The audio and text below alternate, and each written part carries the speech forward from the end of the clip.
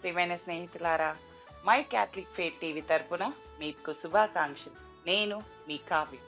ఈ లోకయాత్ర ఎపిసోడ్లో ఈరోజు నేను మీతో మాట్లాడే అంశం, మళ్ళీ పుడతామా ఏంటి?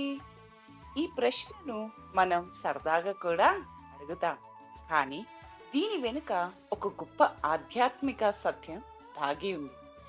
క్యాథలిక్ విశ్వాసం ప్రకారం మనిషి మళ్ళీ మళ్ళీ ఈ లోకంలో జన్మించాడు. దేవుడు మనకు ఒక జీవితాన్ని ఇచ్చాడు. ఈ జీవితమే మన నిర్ణయాల సమయం, ప్రేమించడానికి, క్షమించడానికి, దేవుని వైపు తిరగడానికి ఇచ్చిన అవకాశం.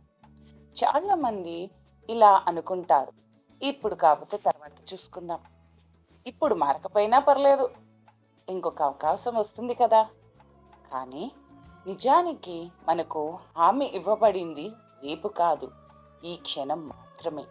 ఒక్కసారి ఆలోచించండి, మనం మళ్ళీ పుడతామని ఖచ్చితంగా తెలిసి ఉంటే ఈరోజు చేసిన తప్పులను అంతగా పట్టించుకునే వాళ్ళమా? మన సంబంధాలను సరిచేసుకోవడానికి తొందరపడే వాళ్ళమా? క్షమాపణ చెప్పడానికి వాయిదా వేయకుండా చేసేవాళ్ళమా? జీవితం విలువైనదిగా ఉండటానికి కారణం అది పరిమితమైనది కావడం.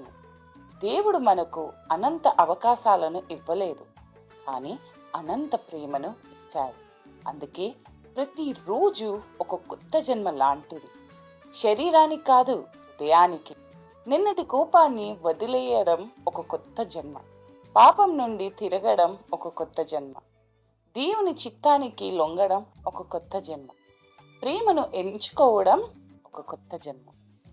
మళ్ళీ పుడతామా ఏంటి అనే ప్రశ్నకు క్యాథలిక్ విశ్వాసం చెప్పే సమాధానం, ఈ లోకంలో కాదు, కానీ దేవునిలో ప్రతిరోజు కొత్త మనిషిగా పుట్టవచ్చు. ఎందుకంటే ఒకరోజు మన జీవితంలో చివరి రోజుగా మారుతుంది. అప్పుడు దేవుడు మనల్ని అడిగేది ఎన్నిసార్లు నువ్వు పుట్టావని కాదు, మనం ఈరోజు ఆలోచించాల్సిన ప్రశ్న, నేను నీకు ఇచ్చిన ఒక్క జీవితాన్ని ప్రేమతో, విశ్వాసంతో, ధైర్యంగా జీవించావా? దేవుడు ఈరోజు నాకు ఇచ్చిన ఈ జీవితాన్ని నేను ఎలా జీవిస్తున్నాను?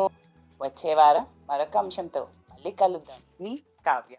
ఈ లోకయాత్రలోనే సాగుచుండా, ఈ లోకయాత్రలోనే సాగుచుండా, ఒకసారి నవ్వు, ఒకసారి ఏడ్పు, ఒకసారి నవ్వు, ఒకసారి ఏడ్పు, అయినాను క్రీస్తేసు నా తోడనుండు, అయినాను క్రీస్తేసు నా తోడనుండు.